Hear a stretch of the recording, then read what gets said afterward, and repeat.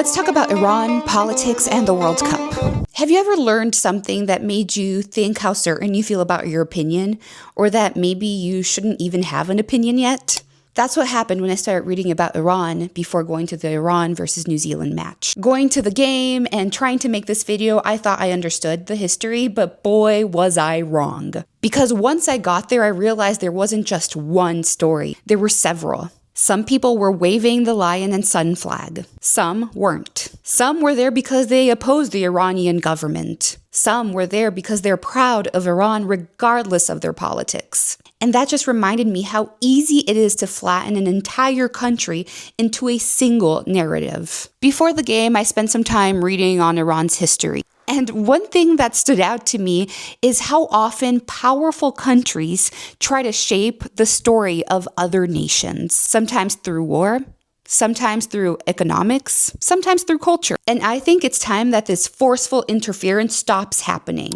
But it made me realize once more that history is often told by the perspective of the one that has most power to tell it.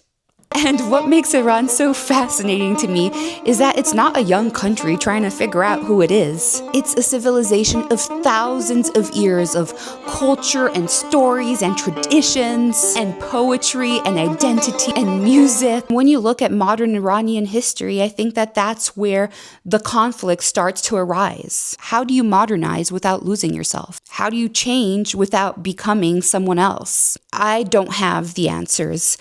All I know is that I definitely stand for human rights. But my comments are open and I want to listen to stories and have thoughtful debates. Because yeah, I believe that they want to modernize, but they don't want to westernize. For those wondering, the game ended 2-2 and the fans were incredible.